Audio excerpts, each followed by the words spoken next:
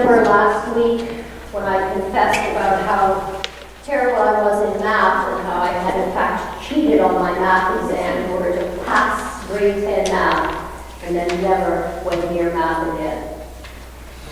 But even I do not need a degree in mathematics to understand that $44 million is a lot of money. Has anyone here amassed $44 million in their lifetime? Keeping it on the down low, I'm sure, so you won't get hit up for money. $44 million. That's the amount of money that the former head of Nissan, Renault, and Mitsubishi is charged with not declaring as part of his income.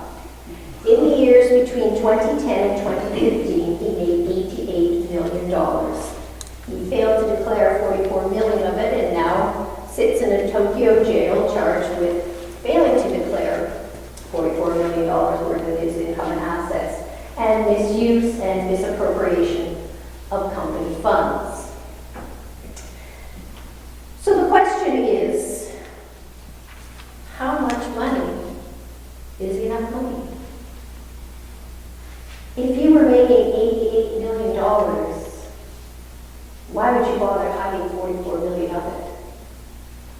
Why would you feel you had to misappropriate company funds when you already have $88 million?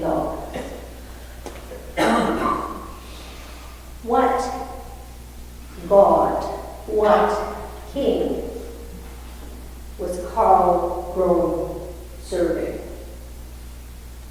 Was it the king of wealth, power, celebrity, ego, security, stocks and bonds, fame? Who was ruling his life? Whoever that king was, the king of cash, or fame, or celebrity, or ego, or power, or security, that king no longer reigns in Karl Rove's life, as he's in prison. And very likely, once he's tried for his alleged crimes, that's where he will spend a very long time.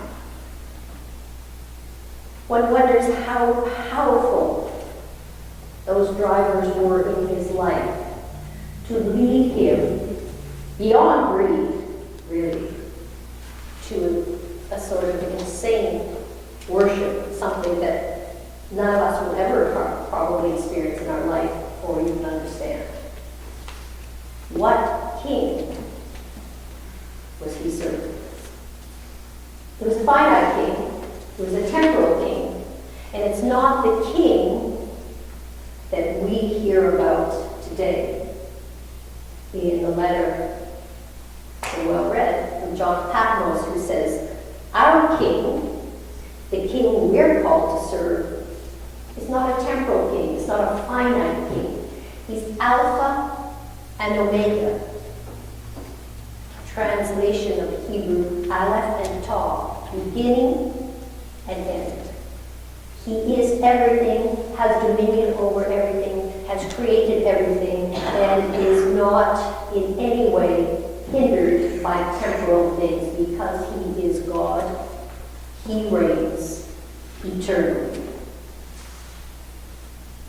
He's not the God of greed or power or fame or celebrity or misdeeds. We understand rather he's the king of justice, truth, love, tolerance. Pilate isn't sure who that king really is. Pilate isn't really sure what this king should be. Pontius Pilate, to use a current phrase, finds himself on the wrong side of history. We know from a letter that King Herod, who is not exactly a gentleman himself, a letter King Herod wrote to the Emperor Caligula said that Pontius Pilate was relentless, inflexible, and self-interested. So Pilate isn't really interested in knowing whether Jesus is king. Pilate is just interested in making sure that if he is, he, Pilate, doesn't take a wrong step. But Pilate isn't really interested in committing to anything. At the end of his interview with Jesus, when he keeps saying, "Are you a king? Who are you?" he doesn't condemn Jesus. What does he do? He hands him back and says, "You deal with him." Because Pilate wants to engage in debate, but he doesn't want to engage in commitment. He's not sure if he's a king. He's not sure if he isn't a king. But the only thing ruling in Pilate's heart is self-interest. So he'll kind of ride the middle ground with Jesus and then abdicate his responsibility to someone else. Just in case. He won't be wrong. He won't be right. But he won't be blamed. Pilate comes to an unfortunate end.